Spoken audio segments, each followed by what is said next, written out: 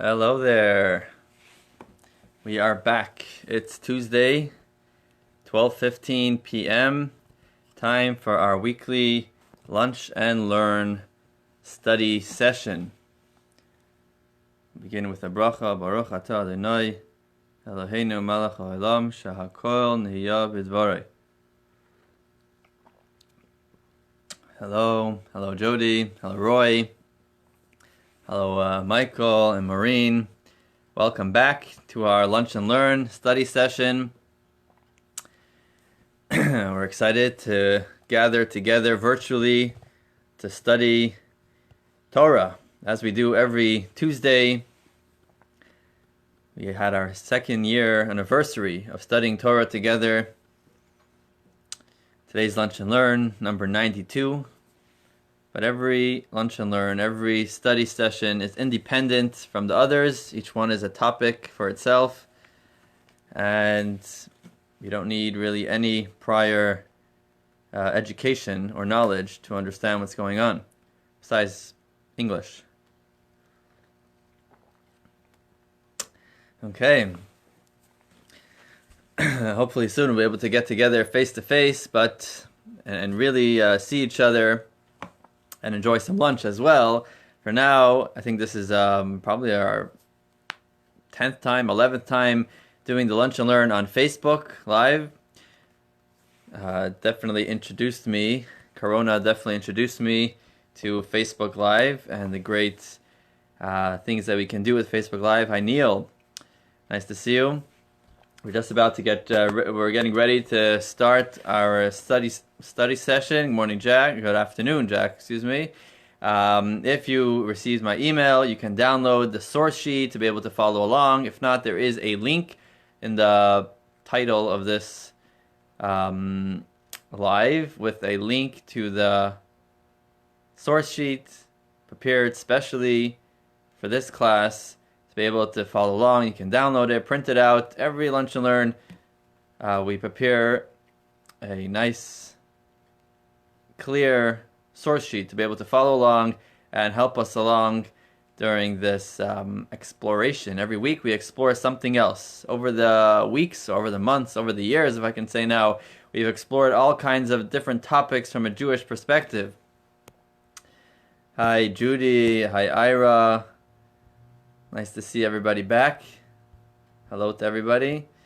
From all areas, We've studied last week about the holiday of Shavuos. Other times we talk about the upcoming holidays, the big holidays, the small holidays.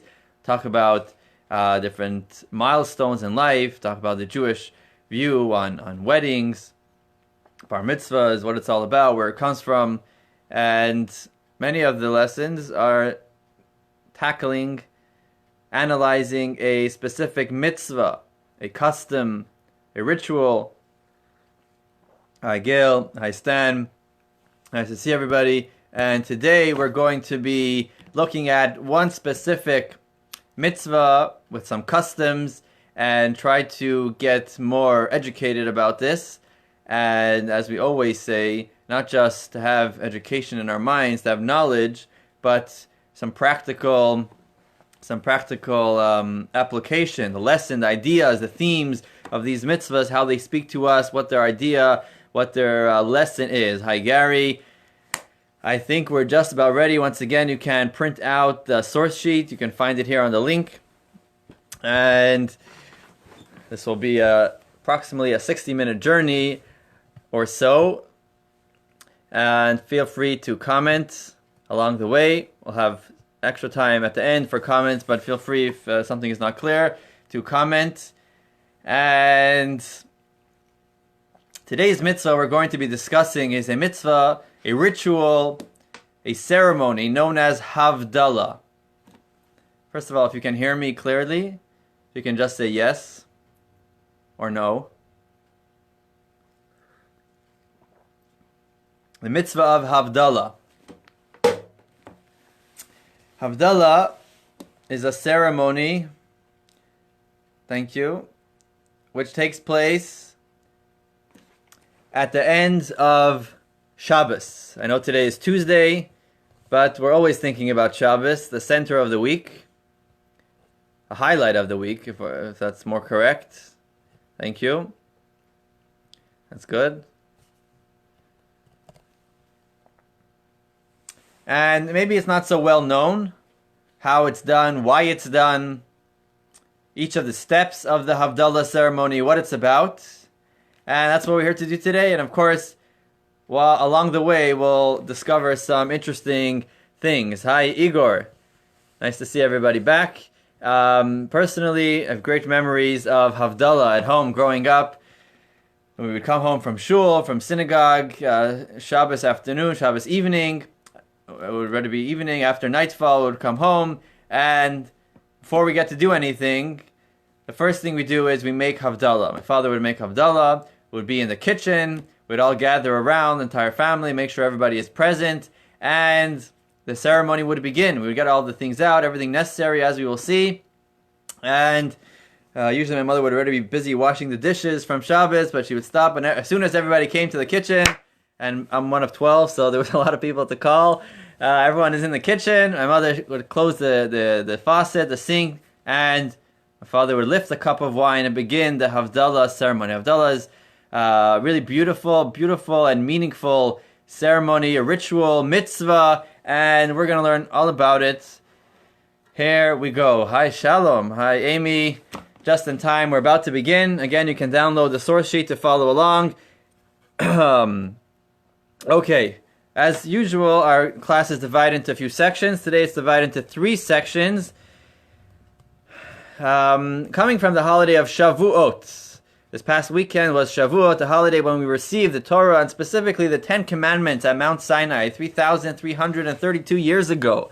One of the 10 Commandments is, commandment number 4, is the mitzvah of observing the Shabbos. And there are a few verses, a few sentences in the 10 Commandments describing how one goes about observing Shabbos, primarily by resting, by ceasing to work and specific kinds of work. But there is an expression there, and actually the first few words that the 10 Commandments God expressed himself about Shabbos is found in source number 1. Source number 1 in our source sheet: remember the day of Shabbos to sanctify it. Remember the day. And then it goes on to say that we should refrain from certain labors, creative labors, and so on. But what do these words mean? Remember the day of Shabbos to sanctify it. Tells us, the Talmud brought down by Maimonides, by Rambam, who's a codifier of Jewish law. This verse is referring to verbally declare its sanctity and praise at the day's start with Kiddush and at its finish with Havdalah. So the words of the 10 Commandments, remember the Shabbos to sanctify, doesn't mean remember in your mind, I remember Shabbos, but we remember the Shabbos and we verbalize the sanctity. We sanctify Shabbos by declaring its sanctity, by praising the holiness of Shabbos. When do we do that? At the beginning of Shabbos and at the end of Shabbos. At the onset of Shabbos, it is done with the ceremony of Kiddush. We won't talk about that today, but Kiddush, the beginning of the Friday night meal, we lift a cup of wine and we say a special blessing. We do it in synagogue by the TGIs. Rabbi Brickman does it for all of us. We lift a cup of wine saying a special blessing. It's usually done in Hebrew, but it can be done in English, verbalizing the holiness, the special day of Shabbos. And as well, at the conclusion of the 24 hours of Shabbos on Saturday night, right? Shabbos is from nightfall on Friday night until Saturday night and nightfall. We conclude the Shabbos by verbalizing the holiness of Shabbos in a similar ceremony called Havdalah. So Kiddush literally means holy, to sanctify. Havdalah means to separation. We're separating between the holiness of Shabbos, which is over now, and now begins the regular weekday, the mundane weekday. That is Havdalah. We are saying that till now was holy, from now on is not as holy. Okay, so that is the source for this mitzvah. It's a verse in the 10 Commandments, and was explained to us that that's what it means to remember the Shabbos, to verbalize the holiness of Shabbos. We're going to focus in on the second part at when Shabbos is going out. Saturday evening, when Shabbos is over, we make Havdalah. We make the ceremony known as Havdalah to verbalize the divide that is happening now. The day of Shabbos is behind us. We talk about the holiness of Shabbos is behind us. We're making a distinction that now begins the weekday from Saturday nights. By the way, Havdalahs can be done, on Saturday Night Live. It's already, as we will see, we could actually do like a video. Either way, that is the source. Source number 2 continues on. What's the importance of this? Because in halacha, even after nightfall of Saturday night, it is forbidden to do any activity prohibited on the Shabbos before verbally separating between Shabbos and the weekday. Very different than the onset of Shabbos. Even if someone doesn't light Shabbos candles and doesn't make Kiddush, that's it. Shabbos sets in. Shabbos is here. But at the end of Shabbos actually gets extended even after nightfall until we make Havdalah, until we verbalize, okay, Shabbos is over, then that is when Shabbos ends. But if not, Shabbos could continue for an extra couple of hours. And actually many times, let's say by our Rebbe in 770 Eastern Parkway, the Rebbe would hold a gathering Shabbos afternoon, and it would extend sometimes many hours after nightfall, but it was still considered Shabbos or the holiday for everybody present until they actually go ahead and verbalize the Havdalah, saying, till now is Shabbos, now it's not Shabbos, saying the special words that are in the Havdalah text. So that shows an important that Shabbos gets extended. Once we have Shabbos, we got it until we send it away. So that is the mitzvah to verbalize. Havdalah means to verbalize the distinction of Shabbos and the weekday. And it has an implication that before we make Havdalah, it is still technically Shabbos even after nightfall. Okay, I hope that's clear. Now we're going to move on. Now that we know what it's about, we're going to go on to the steps of the actual ceremony, the actual ritual. I hope most of you or all of you were present once at a Havdalah ceremony. If not, we have a lot to learn. Never too late to learn. I personally learned a lot while preparing, even though we do this every week. But to get a glimpse into the deeper ideas, the mystical ideas, besides the halachic part of it, as we just mentioned, what the theme, what the message of all the steps of the ceremony is quite fascinating. All right, source number 3 on our source sheets. On the eve of Shabbos, it's a quote from the Talmud, from Rabbi Shimon, I believe. On the eve of Shabbos, that's Friday afternoon, Friday evening, God gives a person extra soul. At the close of Shabbos, it is withdrawn from him. Meaning, the soul of every Jew is uplifted by the presence of an additional spiritual dimension. With the departure of Shabbos, this extra soul departs, leaving behind a gloomy soul. This is known in Hebrew as Neshama Yetera. Neshama Yesera. Neshama means a soul. Yesera means additional. On Shabbos, each of us experience extra soul. Now note, I did not say a extra soul, an extra soul. We don't have two souls on Shabbos. Rather, we have extra soul. We each have a soul, a neshama. This neshama is made up of many parts, many levels, many layers. Generally, in the Kabbalah, it teaches us that there are 5 levels to the soul. Not every level of the soul is felt and present in us. It is sort of hovering over us. But on Shabbos, we feel more of our soul. Another dimension, another level of our soul is felt and drawn into us. We are given a neshama yesera, extra soul, extra part of our soul is given to us on Shabbos. When Shabbos is up, it's taken away from us. And that leaves the remaining part of the soul feeling very gloomy and sad. Here we just had a wonderful time. We had a wonderful 24 hours. We disconnected from everything. We connected to ourselves, to our families, to God, to Hashem. We spent time in synagogue. We spent time praying. We spent time having meals together, sharing inspiration. sharing company with those that are close to us, reconnecting. Beautiful day. Now, Shabbos is over. And that extra soul, we feel, whatever, there are different explanations what exactly this extra soul means. We can leave that for another time, whether it means that we have more appetite on Shabbos, whether it means we're more relaxed, there's a feeling of serenity, we're more spiritual on Shabbos. All of those things are true. Hi, Daniel.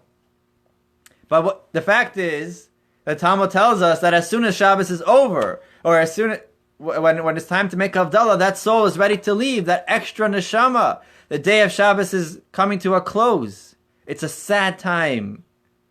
It is a gloomy time for the soul.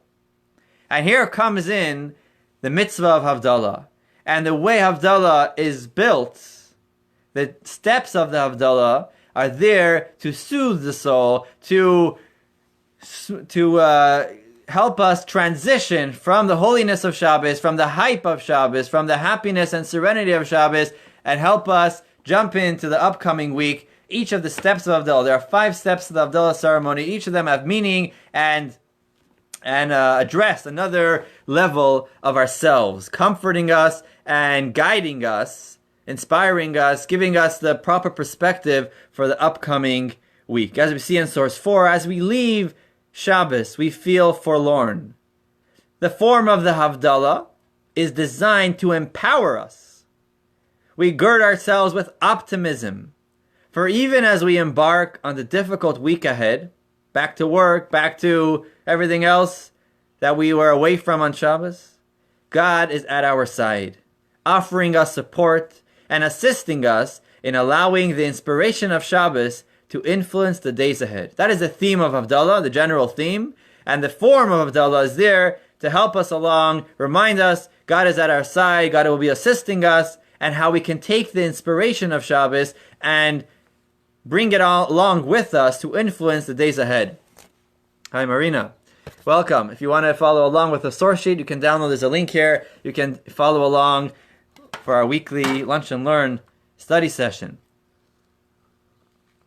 Okay, hope that's clear so far. And moving on. So the Havdalah has 5 steps to it. It's a multi-sensory kind of experience. We begin with some verses. We have something to drink. We have something to smell, something to see, something to think about. Lots of steps. And we're going to see step by step what they mean. Now, there's a beautiful song comes to mind. Shabbos, it's like a special time. Well, it's known as Motzei Shabbos, Motzai Shabbos. Motzai comes from the word Yetzia, leaving. When Shabbos leaves, when we're leaving Shabbos, and we're transitioning back into the week, it's like sort of a sad time. We're saying goodbye to Shabbos. Many Jewish songs, even English songs, talk about this. One song, if I can remember all the words, the lyrics, go something like this. Shabbos is going away.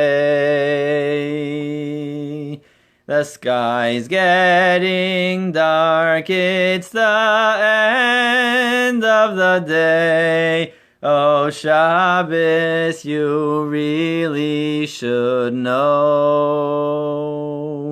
We're sorry to see you go. Okay, the rest of the song maybe I'll sing later, but you get the point. We're sorry to see Shabbos go. It's a sad kind of time, and right there comes Havdalah. God really looks out for us. He builds into Jewish life everything that's necessary to keep us going, to help us transition into what's coming up ahead. So the first thing we do is we fill up a cup of wine. We'll see soon what we do with it. And over this cup of wine, just as we do for Kiddush, we'll take a becher, a nice silver cup or any cup, fill it up with wine or grape juice, and lift it in our right hand if we're a righty, and begin with saying 8 verses. What are these verses? So I selected some of them, some of the 8. Source number 5, indeed, God is my deliverance. I am confident and shall not fear.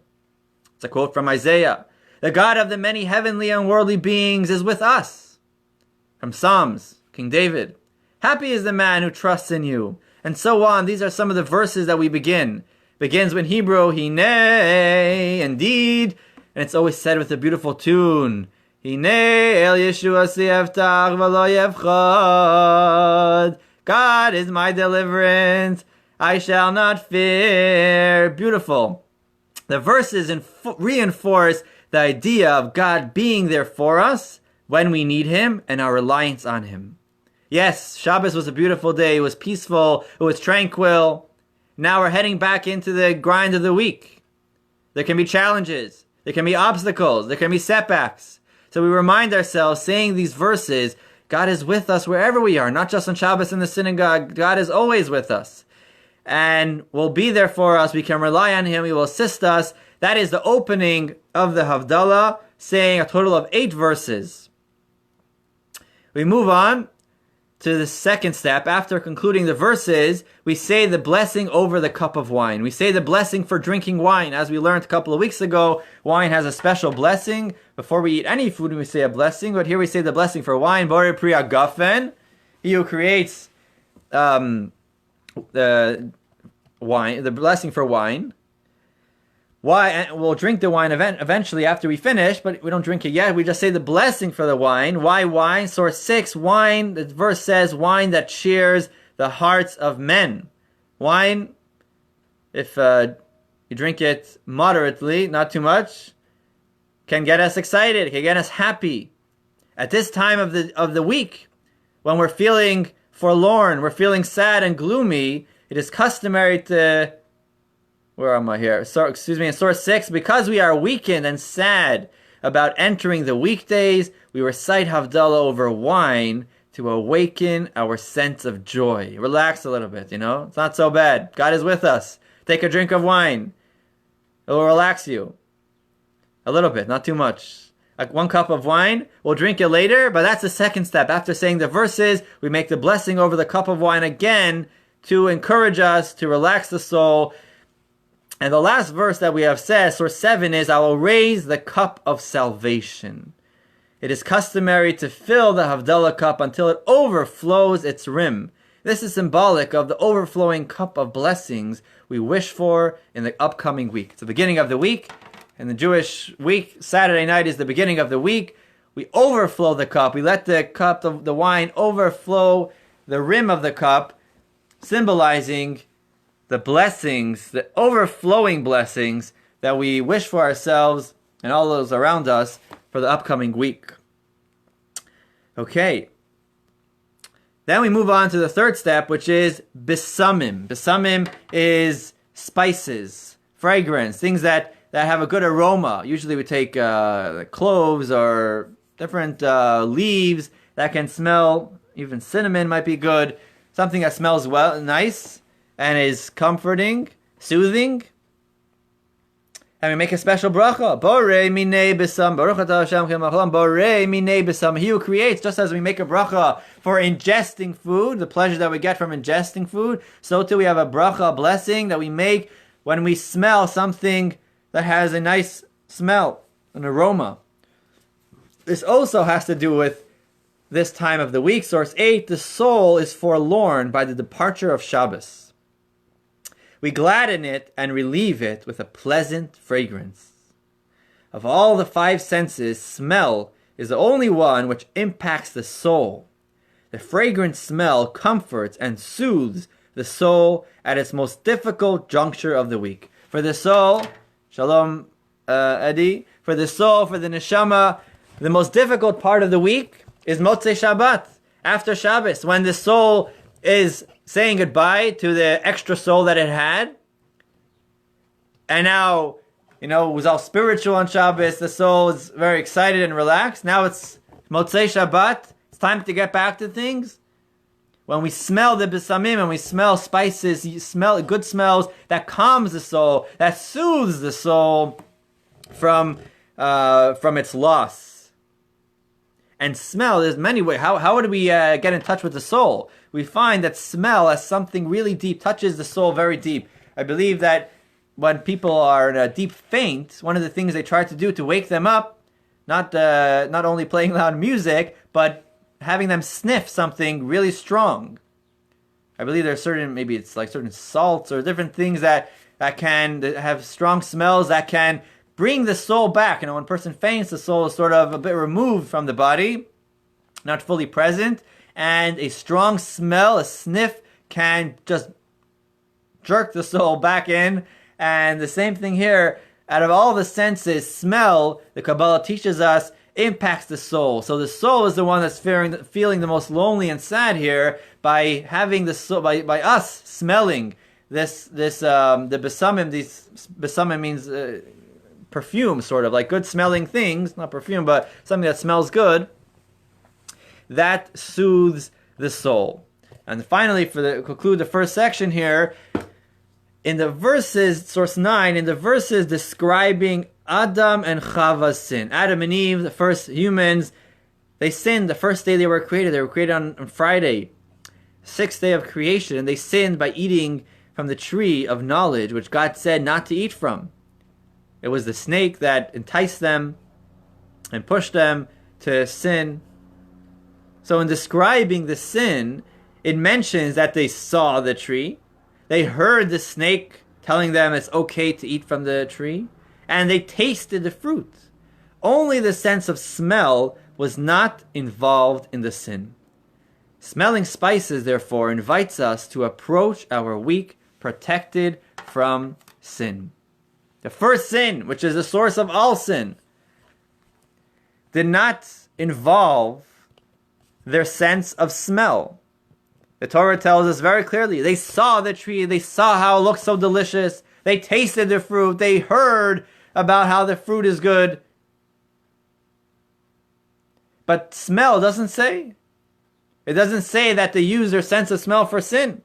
So the sense of smell is spiritual. Maybe that's why it impacts the soul. And more in detail, we're saying here that it symbolizes that we're asking for a blessing, just as we eat apple and honey and Rosh Hashanah and so many symbolic kind of things. By smelling these spices, by using our sense of smell, we are symbolizing, we are sending a message, asking for a blessing that the upcoming week should be one without any sin.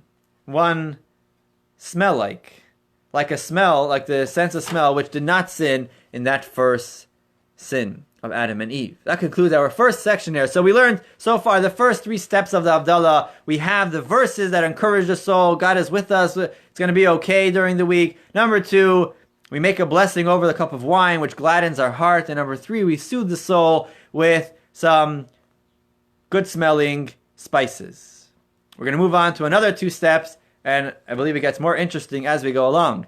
Okay, if you have any questions or comments, disagreements or anything, again, this is nothing that I made up. I'm sharing with you traditional Jewish sources for the mitzvahs and rituals that we do. There was once a rabbi traveling. He's on the plane, and he sits down next to somebody, and the man sees he's a rabbi. Oh, he seems a bit annoyed. And he says to the rabbi, "Are you a rabbi?" He says, "Yes, I'm a rabbi." And tries to be a little, he tells the rabbi, "I don't know much about religion, but can't it all just be summed up in one phrase? Just love your neighbor as yourself? I mean, that's what it's all about. Like, what does it really take to be a rabbi, The rabbi's a bit offended. And he says, "And what do you do, my friend?" And he says, "I'm an astrophysicist." The rabbi says, "Really, I don't know much about astrophysics and what goes on, but can't it all just be summed up in one phrase? Twinkle, twinkle, little star?" So yes, there are so many layers, so many details to every little mitzvah, to every little ritual. And same thing here. It's seemingly just as simple. It takes a couple of minutes. Once a week we make Havdalah. But this mitzvah of Havdalah has lots of meaning, lots of deep messages, and we'll see the depth of it as we go along. We're getting through the technical part of it, and then we'll see really the message, the theme, and really the brilliance that goes into every mitzvah and every ritual. Of course, this is just a little bit, even what we have in all of our books is just a little bit, sort of a glimpse. There's so much more depth that is totally beyond us. Okay, moving on to our second section. Here's where it gets more exciting. We take out some fire. After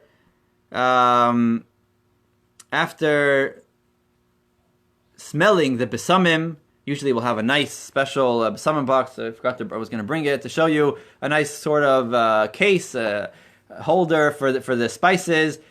Set there, we take it out every week, and then goes a Havdalah candle. It's usually not just a single flame, but a nice bunch of wicks, or what are they called? Multi-wicked candle, usually nice and tall. You can use it from week to week. A Havdalah candle. You go into a Judaica store, you'll find a Havdalah candle, and they're, in Israel, they'll make all kinds of beautiful ones, different colors, and in camp, it's always one of the arts and crafts that we make, a nice Havdalah candle, braided, that's what it's called, braided candle with lots of wicks. I always like to do everything nice and beautiful, using it for the mitzvah. So we take out a candle. What is this candle have to do? Let's take a step back to Adam and Eve. Everything goes back to the beginning. Source number 10. Adam and Eve are created on Friday afternoon, and they sin on Friday afternoon. And Friday night, the first Friday night, it did not get dark. That's what the Talmud teaches us. Source number 10. The sublime light shone for Adam and Eve, for 36 hours.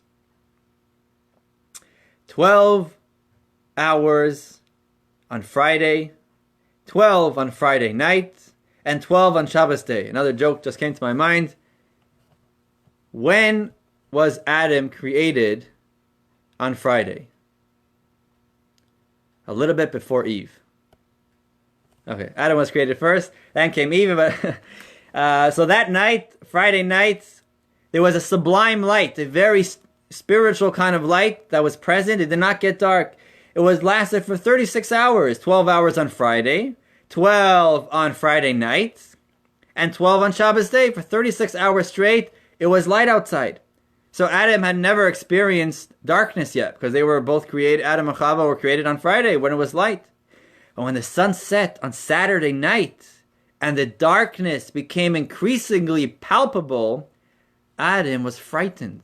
What's going on here? For the first hours till now, my whole life, it's been light outside. Excuse me. Adam said, "Woe is to me, for because of my sin, because we ate from the tree of knowledge, which we were commanded not to, the world has become dark on me." He was frightened. He was engulfed in this darkness. God then imparted to Adam a glimpse of his wisdom. God's wisdom. He gave to him some wisdom. And Adam got an idea. He took 2 flint stones, rubbed them together, and fire sprang forth. Flint stones are those, kind of glassy or waxy kind of texture. Flintstone. You rub them together, and I'm sure you all tried this one time in your life when we were kids. You try get a fire going. He rubbed 2 flintstones together, and out came a fire. He was able to illuminate the darkness and was comforted. This is what happened on the first Saturday night of creation.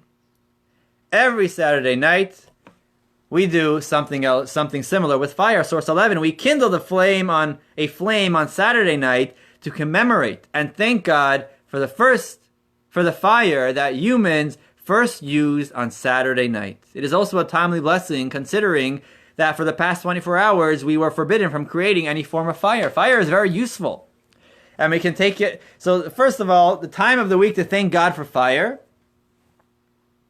is Saturday night, when it was first used by human beings. And it was a gift from God. God gave wisdom to Adam and Eve to create fire. So every Saturday night, during the Havdalah ceremony, we light a candle. We light a candle, and we make a blessing over the candle. Borei ma'orei ha'esh. We praise God who created fire, the light, the illuminating force, the illuminating power of fire. because it was on this night that fire was first introduced to humanity, to this world.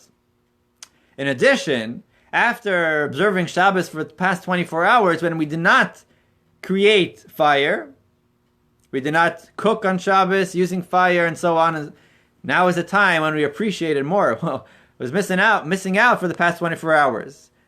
So now is the time when we appreciate it. Now is the time now we're beginning now to use fire again after Shabbos, at least in an unlimited way. We can use fire on Shabbos if it's set up before Shabbos and so on, but there is some restriction. So Motzei Shabbos is the right time to praise God for fire. What has this got to do with soothing the soul? We'll see soon. Actually, the term is Me'orei Ho'esh, God who creates. We praise God who creates the illuminations of fire, or fires, very many fires. And that's maybe one of the reasons why we have not one wick, but a multi-wick candle, woven together with all kinds of wicks. And because fire, first of all, has many uses. We can use it for cooking. We can use it for building, melding things. We can use it for to warm ourselves. There's so many things that fire can be used. And also, fire has many colors. I think it's 5 colors to fire: blue, white, yellow, orange, red, green maybe. So that's why we have many wicks, and we say the term in plural, thanking God for all kinds of fires. That is step number 4. We have the verses, we have the wine, the blessing on wine, we have the spices, and we have the fire. Moving along to what did this fire represents a little bit deeper. Source number 12, God took note of Adam's suffering. Think about it. Adam was sitting there, he was all sad, all forlorn, feeling bad. It's all my fault that the darkness came. What am I going to do? I'm in darkness. How am I going to overcome this darkness? And what did God do? We didn't ignore him. God took note, source number 12. God took note of Adam's suffering at the termination of Shabbos. Adam was suffering. He was sad at the termination of Shabbos, and gave him the wisdom he needed to alleviate his misery. He gave him the wisdom to be able to create light.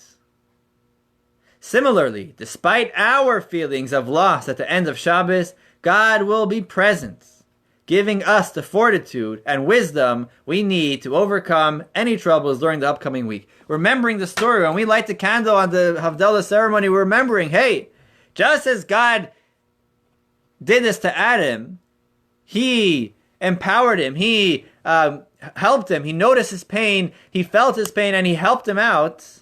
God's going to do the same to us. We're also feeling sad. We're saying goodbye to Shabbos. We're heading on to a new week. Can be challenging. But we are comforted by remembering, just as God took note and he alleviated Adam's pain, so will God do the same for us. Think about it a little bit more. What did God do? God didn't say, hey, Adam is sad, it's darkness, I'm going to bring light myself. God didn't do that. What did God do? Source 13, God didn't create light for Adam and Chava. Instead, he gave them the tools and the wisdom to create their own lights. And it only bore fruit after their strenuous, time-consuming effort. It's not easy to get a fire out of a Flintstone, especially if no one's there to teach you. Adam did it all by himself. Yes, God gave him this idea. It says God gave him some wisdom. But he had to do his parts. God comforted him. God took note of his misery. But God didn't solve the problem for him. The first 6 days of creation, God did everything himself. God created light. God created trees. God created the humans. God created he solved all problems himself without anyone's intervention.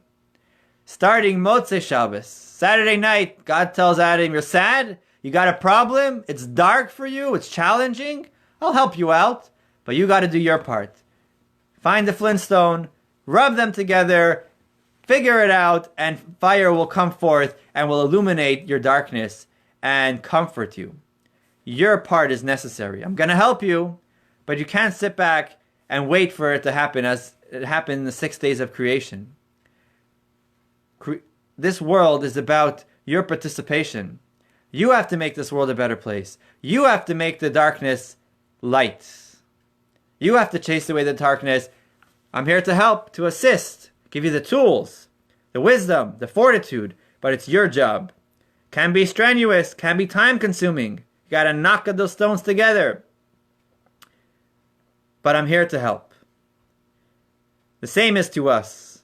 On Motzei Shabbos, when we make the blessing over the candle, and we benefit from the light of the candle kindled just for the Havdalah ceremony, we think about that first Saturday night, that interaction between God and Adam and Eve and Adam.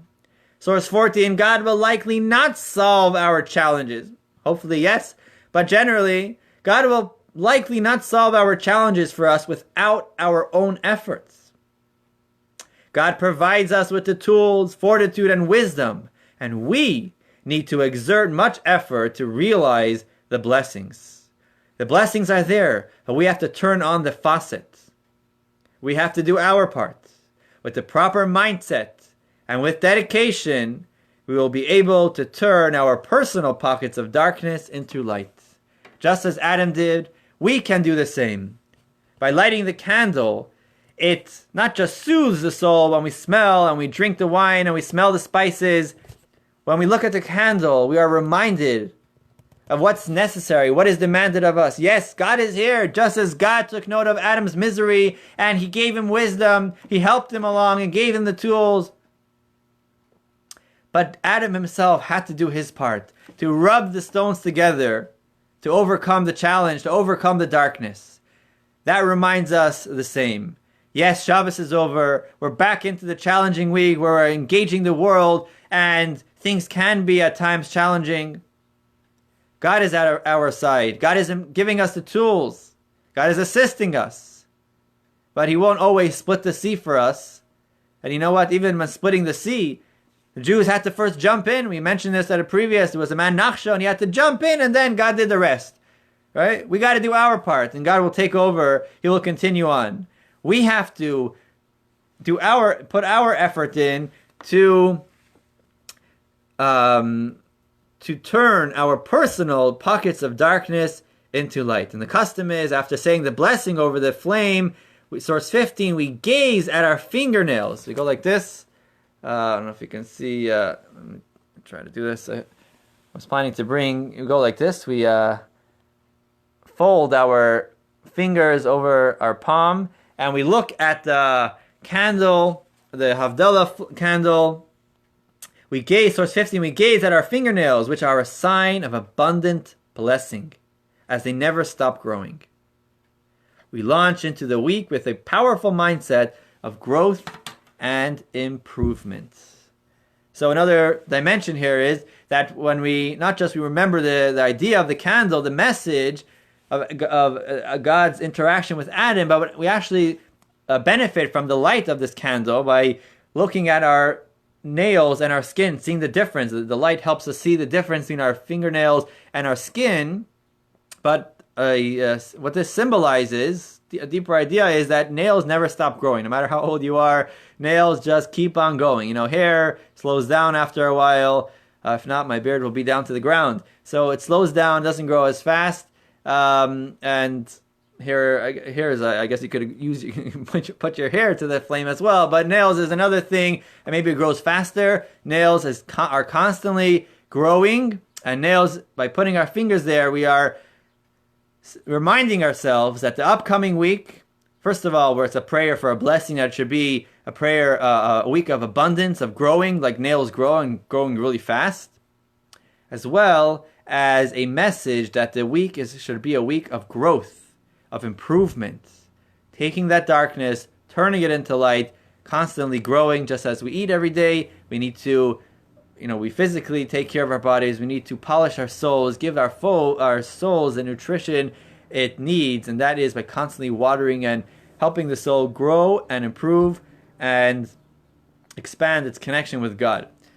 Just going to say hi to Julie, or it's Alex that's on, Brian and Malvina. Nice to see you here. We are in the middle of our Lunch and Learn study session. We're learning about Havdalah ceremony that's done on Motzei Shabbos.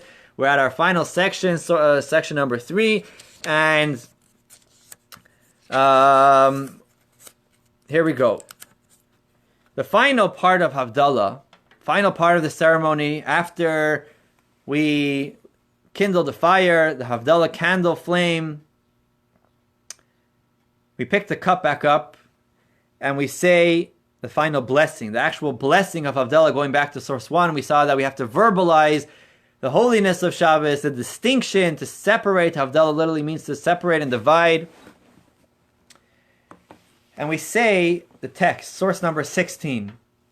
Blessed are you, Lord our God, King of the universe, who makes a distinction between sacred and mundane, between light and darkness, between Israel, the Israelites, the Jewish people, and the nations, between the 7th day and the 6 days of labor.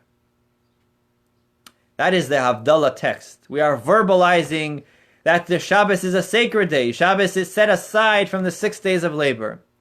And while we're at that, we also bring in other divisions, other separations. General, sacred and mundane, light and darkness, Israel and the nations.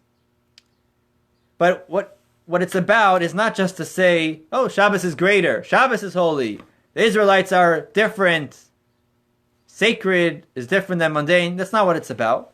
It's not just about saying the sacred is behind us, the holiness is behind us. That's not very comforting.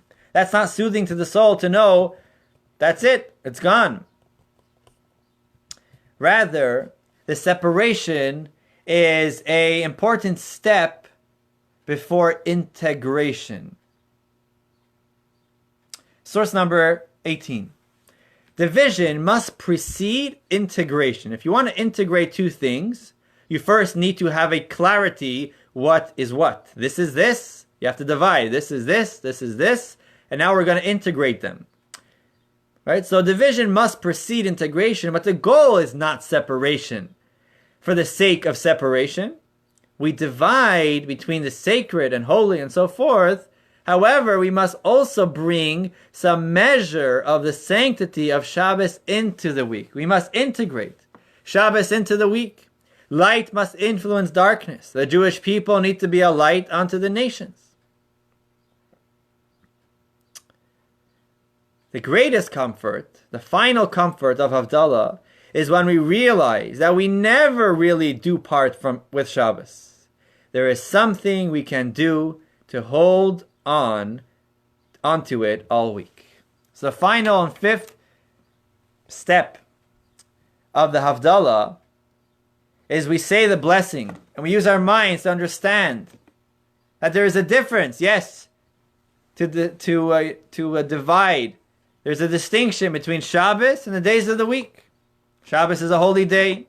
The weekdays are not as holy. There's light, there's darkness.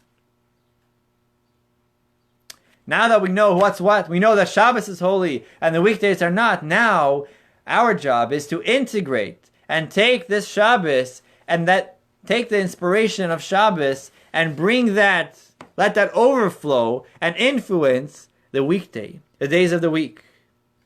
That spirituality, that serenity that we had on Shabbos, that focus that we had on Shabbos, that clarity should be carried over into the weekday. That when we go out into the world and we can be distracted, we are grounded because we had a Shabbos. We feel the influence, the holiness of Shabbos throughout the week. What's Shabbos? Shabbos is when we remember that God is the creator. Just as God created the world in 6 days and rested on the seventh, we do the same. Shabbos reminds us that there is a creator, there is an instructor, there is a director of this world. That's what Shabbos is about. We focus in our connection with God. During the week we can get distracted. We're busy with all sorts of things, all sorts of people, in all sorts of places. But when we say these words, Hamavdil, there is a distinction there. There is Shabbos and there is a weekday. And then we're able to take the holiness of Shabbos, bring it into the weekday. That the light should influence the darkness, and the Jewish people should be a light unto the nations. That is the fifth and final comfort, and it is the greatest comfort, knowing that we're not just having some wine. Oh, let's relax. It's okay. Shabbos left. I'm feeling sad. I'll have some wine. Or I'll soothe the soul. It is also the message that we're not really saying goodbye to Shabbos. We're going to take Shabbos along with us throughout the week. Source 18, quite interesting. The 5 steps, the first, we began with the verses, and then we went to wine, saying a blessing over wine. We drink the wine after we conclude the whole ceremony, but we have a blessing over wine goes first. Then we have the spices, which is smell. So we have the blessing over wine, which is taste, sense of taste. Then we have the besamim, which is smell. Then we have the fire, which we see with our eyes. And then we have the understanding of the distinction of holy and of sacred and mundane. Source 18. Wine comes first because the sense of taste is the least refined of all the senses. Why is it done in this specific order? Again, we see how much meaning and how exact all of these details are. First goes the wine. Because the sense of taste is the least refined of all the senses. It can only perceive that which comes in direct contact with it. You can't taste something from far. If I'm having a nice bagel and lox, you can't taste it. If you may be able to see it, you may be even able to smell it, but you can't taste it unless you actually ingest it. So, taste is the least refined, the most coarse. You need to actually have it to experience it. Then comes a sense of smell, is more refined because one can smell something from afar. You don't have to ingest it. You can smell it, and the stronger the smell is, you can be far away from it. You can smell a fire, you can smell a bakery. The sense of sight is yet more refined in that it can see beyond our world. The stars in the sky. You look up, you can see the stars. Maybe not here in the city, but if you're out, you can see, if you're out far, you can see this, definitely the sun, the moon. It's far away. You can't taste it. You can't smell it, but you can see it. That's more refined. Then one requires wisdom in order to distinguish between the sacred and the mundane. This sense is the most refined of all the senses because it can perceive spiritual realities. With our minds, we can perceive things that we can't even see with our eyes. We can learn about angels. We can learn about the soul and the spirituality and all kinds of things like we're doing here. So the Havdalah ceremony goes it's an upward, it's progressing from the least refined sense of taste, more up to smell, to eyes, to sight, and to our wisdom, to our intellect. And fascinating is that is the exact order, the exact position of those senses on our face. First is our mouth, our sense of taste. Higher than that is our nose, our sense of smell. Then goes our eyes, our sense of sight, and then our brains. Isn't that amazing? That's the teaching of the Rashbats, Rabbi Shimon ben Tzadok, I think, from the 12th or 13th century. Great sage that writes this. I thought that was pretty interesting. Moving on to after we finish the Havdalah ceremony, we say that the blessing of distinction. We get the message. We need to integrate the holiness of Shabbos into the week, the message of Shabbos, and that is the greatest comfort to know that we can continue on. We can bring Shabbos into the week. We sit down, we drink the wine, we extinguish the flame.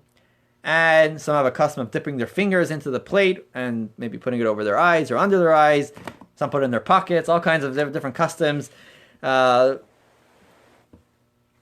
there is a custom after Havdalah to say V'yiten lecha. V'yiten lecha are the first 2 words. It's about 2 or 3 pages.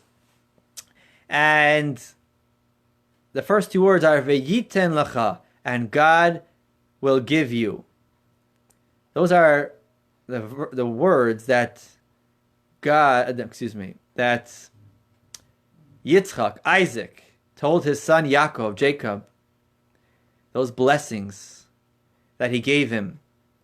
Jacob got the blessings, beautiful blessings, and it's a beautiful prayer, and we'll see in source number 19. There's a beautiful practice of reciting V'yiten Lecha, a selection of verses containing God's promises to shower blessings upon the Jewish people. It begins with the blessings of Isaac to Jacob, and it goes on to other verses of Moses blessed the Jewish people, beautiful blessings, And the beautiful custom is to say it together with another, at least one more person, with both reading from one prayer book, thus wishing all the blessings contained therein directly upon another individual.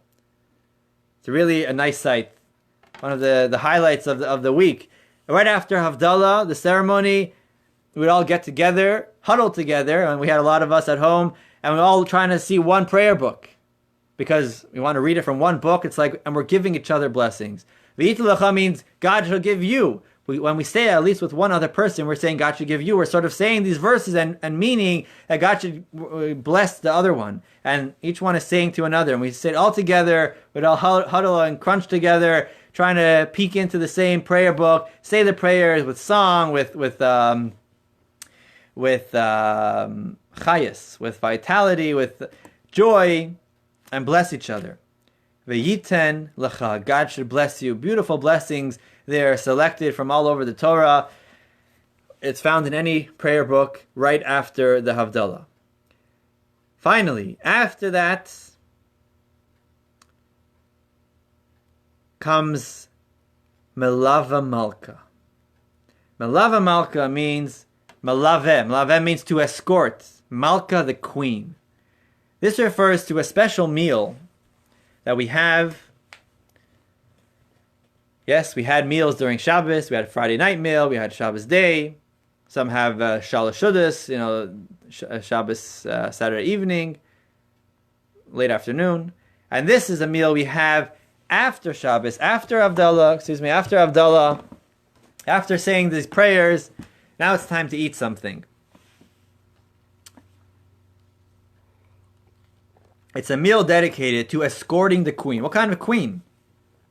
This refers to the Shabbos queen. The Shabbos is like we say in Lecha Dodi. Lecha Dodi likras kala. Pnei Shabbos nekabla. I believe it says over there, expression. Over there it says how Shabbos is a bride. But I believe there's also an expression there that Shabbos hamalka. Shabbos the queen. Why would Shabbos be referred to as a queen or king? Just as a king, a real king or queen, is exalted, is totally, uplifted, so totally different than the rest of the people. They are on a different level. Not just happens to be they were appointed to be in charge. A king and queen were people of higher stature. They were removed from everybody. So too Shabbos. Shabbos is considered a queen, a king, because it is removed. It is not just removed, but exalted. It is holier, sort of, than the rest of the days. So Shabbos is referred to as Shabbos HaMalka. And this meal is Melava Malka. We escort the king, sending a family member off. We make them a goodbye party. We are saying goodbye to Shabbos. We are saying goodbye to the extra soul we felt during Shabbos. And we part from them with a party, with a special meal. Source number 20. Quote from Code of Jewish Law. It is a mitzvah to brighten the room. We light some candles and recite. It's not a mitzvah lighting candles like Friday night, but brighten the room up and recite songs upon the departure of Shabbos to escort it with respect. As one escorts the king when he departs from the city.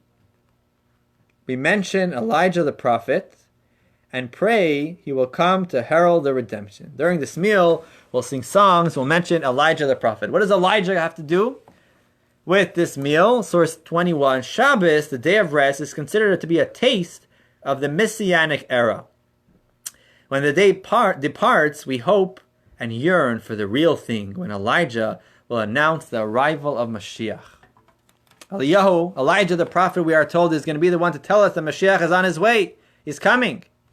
Shabbos was a taste. Shabbos, a day of tranquility, a day of peace. It was a taste of the era that we are all yearning for, the times of Mashiach, when the world will be at peace, we will all be at peace with ourselves, and so on. Shabbos was a taste.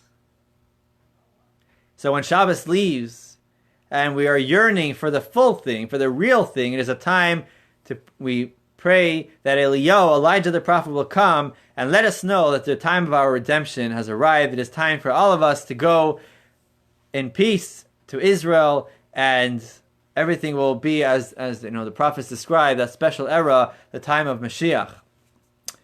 So many beautiful songs are sung, different hymns and prayers are said during this meal, different languages. There's a beautiful one we sing in Yiddish. It goes, a gute Woche mit Brache Hatzlacha, like with a rhyme. A gute Woche, that's the Yiddish expression. That Shabbos is over, we wish each other a git Woche, or a gute Woche, a good week. In Hebrew, Shavua Tov, a gute Woche. As soon as we drink the cup of wine, we extinguish the fire, the flame, everyone declares a gute Woche, a mazel dike, a good week. It's just part of Jewish life. And some beautiful songs were composed to sing during this special meal. We can have some leftovers from the Shabbos meals. Actually, it says that we should have something fresh as well. It's more of a light kind of meal, but special meal nonetheless. Let's wrap it up here in source number 22.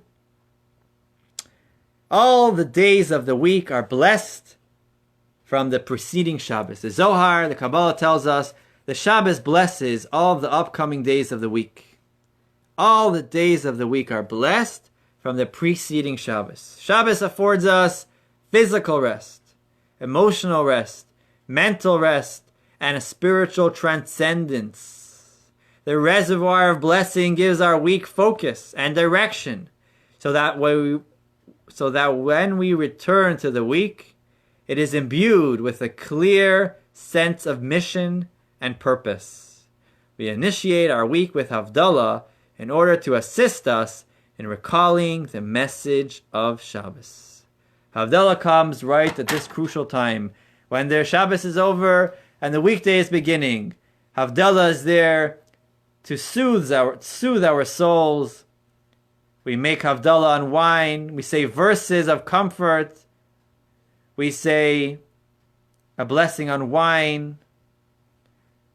Wine is relaxing. We smell some good stuff to relax and soothe our souls, and ask for a week empty of sin, full of mitzvahs and good deeds. We are reminded of the story of Adam on Saturday night when fire was first created, and how God felt his pain, took note of his pain, and assisted him by giving him wisdom. But on the other hand, it was up to him to do his part and work on getting that fire, getting the light, and illuminate his own darkness. That is a message for us, the same as we embark on our new week. And we conclude with the wisdom that yes, there is a distinction, there is Havdalah, a separation between Shabbos and the weekday, between lightness and darkness, but there needs to be integration. We need to bring that light, we need to bring some of the light of Shabbos into the weekday. What Shabbos stands for, the message of Shabbos, to carry that over into our week, every day of the week, and to live a meaningful and purposeful week. We follow that by V'yitin Lecha, giving each other blessings, and concluding with a Malava Malka, a meal escorting the king, singing beautiful songs about Elijah the prophet, about Shabbos, and that concludes Lunch and Learn number 92. Okay, if you have any comments or questions, now is a good time to ask it. Gary, I see you asked if we are welcoming the Shabbos as a bride, the Shabbos leaving a divorce. I see you. Okay, right, so we never get divorced from Shabbos. Yes, there is a separation. We don't have Shabbos every day, but Shabbos, we live with Shabbos, ideas of Shabbos every day. Actually, every day we say what's called Shir Shel Yom, the song of the day, during our morning prayers. And how do we introduce the day of the week? We say Hayom Yom Rishon B'Shabbos. Let's say it's Sunday. Today is the first day to Shabbos. And Monday we say today is the second day to Shabbos. We're always talking about Shabbos. We're not divorced. We're constantly married to Shabbos. Shabbos is the highlight of the week. It is the sort of the center. That's what guides our week. Every day we're saying it's one day to Shabbos. It's 2 days to Shabbos. 2 days of the week towards Shabbos. Every day we're working our way up to Shabbos. Shabbos is our bride, and Shabbos is what keeps us focused. Is what keeps us on the right track, reminding us who is the Creator. Every week we take a break, and that gives us a time to refocus. And Havdalah is about initiating our week with recalling the message of Shabbos. Yes, soothing our souls from Shabbos, from the loss of that extra soul that we felt on Shabbos. Yes, but what's the message of the flame? God says, I'm not going to spoon feed you the whole time. Shabbos is exciting, but Shabbos is not every day. God doesn't want Shabbos to be every day. You got to go out into the world. You got to engage the world. You got to contribute. You got to create yourself. You got to change things. You got to make this darkness, make this place holy. Elevate this place. Elevate your lives. You can't just sit back in synagogue all day. We got to live our regular life, but bring that holiness of Shabbos into our day-to-day and sort of mundane kind of life. That's the message of Shabbos. Any other questions? There's so many more. I just selected a little bit of the reasons that sort of got us through this multi-sensory kind of ceremony. Although there is lots more meanings, but these are the important pointers of the Havdalah ceremony. So maybe try it. Some wine, some grape juice. You could even do it on beer, actually. Havdalah is different than Kiddush, that you can do it on beer. If it's really bad, you can't have any alcohol. You can do it on some tea. And perhaps even other beverages. It is not as strict in that way as Kiddush. So you got to set everything up. Have a nice cup with a beverage. Have a multi-wicked candle. If you don't have that, you can just put 2 matches together or 2 candles together, but it should be a flame made up of 2 wicks. Have some yummy, good-smelling spices. I don't think black pepper will work, but we usually use those, what are they called, cloves, or I forgot what it's called, different spices, that cinnamon or other good smelling stuff. And you can print out the text, what needs to be said. If you can't say it in Hebrew, it can be said in English, and try it. It's going to be fun. You can try it this weekend. Maybe one time we'll do a live and show how it's actually done. Okay, so that's about Havdalah. Hope that was informative and empowering. It was for me. It's always good to study Torah together. I'm going to sign off here and have a wonderful rest of your week. We will be back on Thursday at 7:30 for Around Our Community, episode number 6. At 7:30 on Rebbitzon's page and Rivka's page. For now, have a wonderful day. Stay safe, especially with all that's going on now. You can use the extra measure of safety. Be positive, and slowly we're going to transition back into regular life here in Seagate, synagogue, and be able to see each other face to face and enjoy some lunch as well. Sei gesund, and good luck with Havdalah.